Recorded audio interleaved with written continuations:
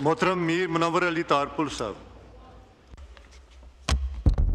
शुक्रिया जनाब चेयरमैन साहब, thank you very much for calling me to speak on this current budget 2025 and 26.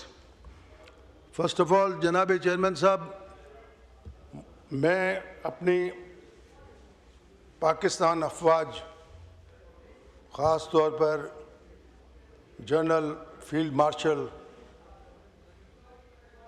और उनकी team, air marshal, air force और navy के हमारे चीफ, उनकी तारीफ़ करूंगा कि जिस तरीके से उन्होंने अचानक हमारे मुल्क के ऊपर हमला हुआ और उनको मुंह तोड़ जवाब दिया और मोदी को घुटने टेकने पर कुछ ही दिनों में मजबूर कर दिया कि उनको मिन्नतें करनी पड़ी और ये जंग बंदी करानी पड़ी अपने आकाओं को कहकर, जिनके कहने पर मैं समझता हूँ, मेरा ख्याल है कि ये हमला किया गया था पाकिस्तान के ऊपर और पाकिस्तान की तनसीबात पर, पाकिस्तान को एक शदीद धचका और नुकसान देने के लिए। लेकिन ये हमारी फ़ौज का बहुत बड़ा कारनामा है। मैं अभी गुज़िश्ता मैंने इंग्लैंड में था, लंदन में था, हमारी पार्टी के लोगों ने वहाँ पर खुशी मनाई और मुझे भी वहाँ मेहमान के तौर पर मदऊ किया। मैं भी वहाँ पर गया तो मैंने एक खुशी का अंदाज़ा लगाया हमारे पाकिस्तानी भाइयों में, बहुत ज़्यादा ख़ास तौर पे हमारी बहनों में, लेडीज़ में, जेंट्स में बहुत ज़्यादा खुशी थी। और जिस तरीके से वो प्रेज़ कर रहे थे, कौमी तराने गा रहे थे, जो जंग के ज़मानों में 65 की जंग में, 70 की जंग में कौमी तराने गाए गए, तो मुझे बड़ी खुशी हुई।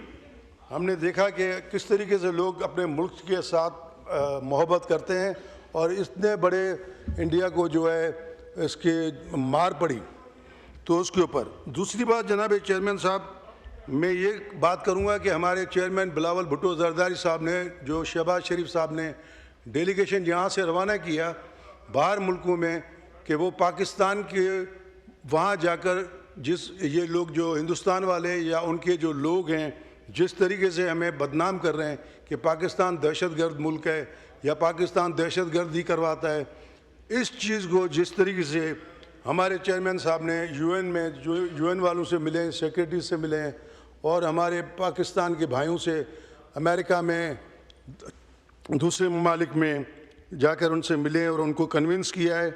और मैं तो समझता हूँ कि उन्होंने अपने नाना की याद दिला दी है, शहीद जुल्फ़िकार अली भुट्टो की, जिन्होंने पाकिस्तान को एटमी मुल्क बनाया।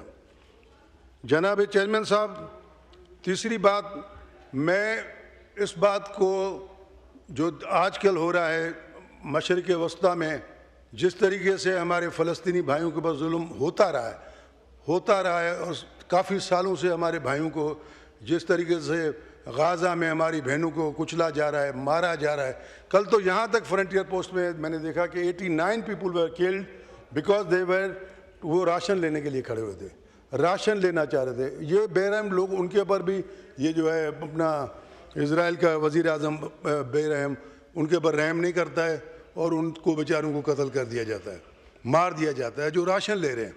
अभी एक वीडियो देख रहा था यूट्यूब के ऊपर जिसमें ये आया है कि अमेरिका में डेमोक्रेसी के नाम के ऊपर कोई डायरेक्टर है, वो एक मूवी बना रहा है इन्हीं जुल्म के ऊपर जो गाज़ा और फ़लस्तीन में हुआ है कि the night is not finishing, ये रात ख़त्म नहीं हो रही है।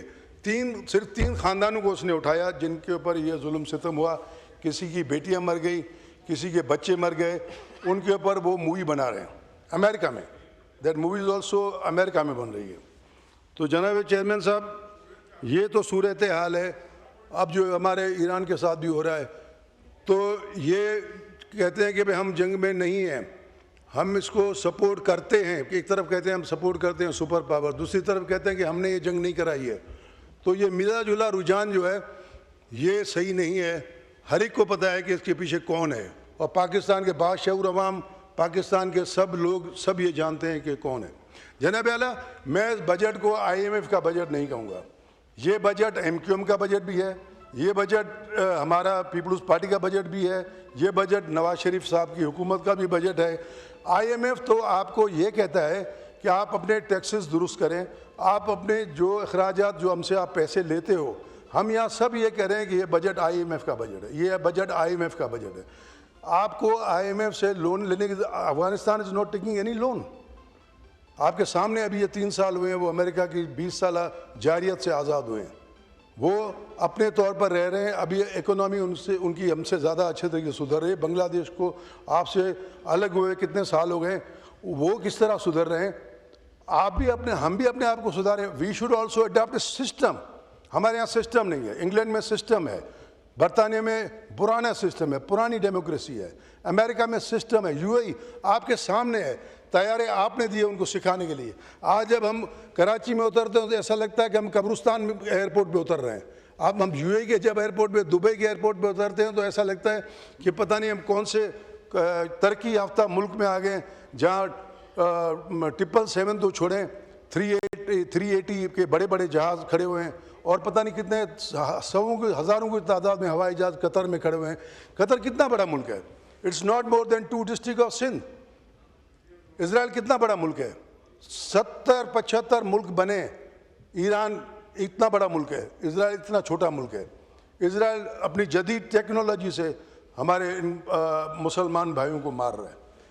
تو ہمیں اپنے آپ کو, مسلمانوں کو, ایک تو یکجہتی جو ہم کہتے ہیں بظاہر, یہاں تک کل میرے نیفیو نے جذبات میں آ کر یہ کہہ دیا موسیٰ صاحب نے کہ ہمیں پاکستانی پانی پینا چاہیے, ہمیں پاکستانی جوتے پہننے چاہیے, ہمیں پاکستانی سلوار قمیض ہم پہنتے ہی ہیں, لیکن وہ بھی ہمیں کپڑا اٹیلین لیتے ہیں, باہر کا کاٹن, جاپان کا کاٹن.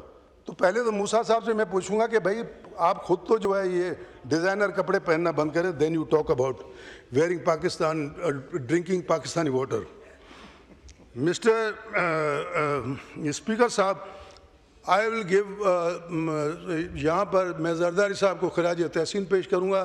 انفلیشن تو اس وقت بھی بہت زیادہ تھا 2008 میں, 150% انہوں نے سیلریز بڑھائیں, 150% سیلریز بڑھائیں.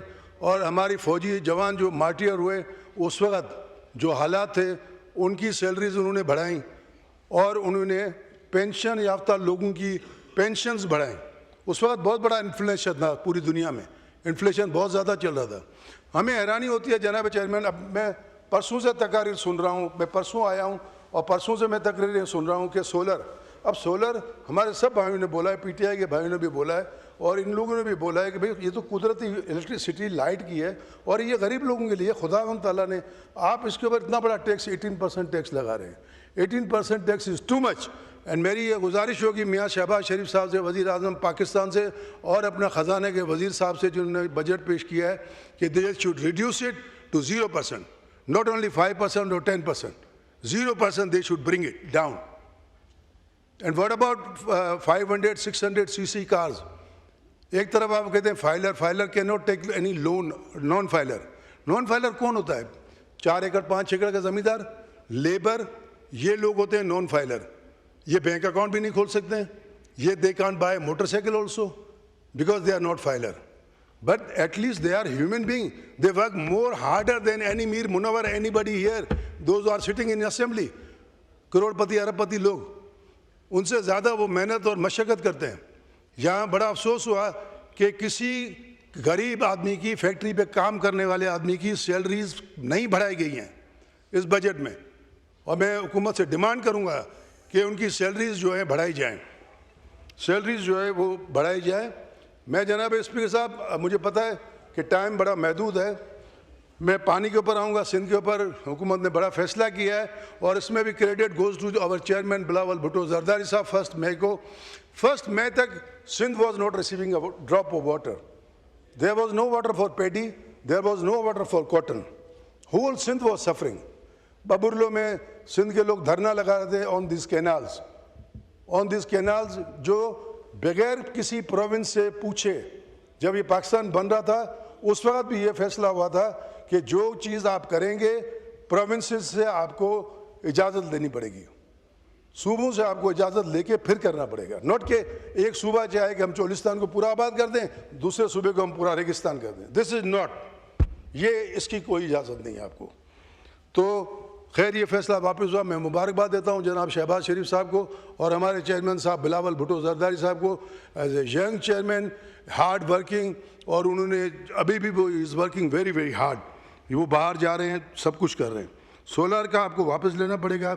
ایگریکلچر کا ہماری 1.5 کروڑ بیلز تھیں, 1.5 کروڑ کاٹن جس کو انگریز کہتا تھا, وائٹ کاٹن جو ہے وائٹ گولڈ ہے برے صغیر کا.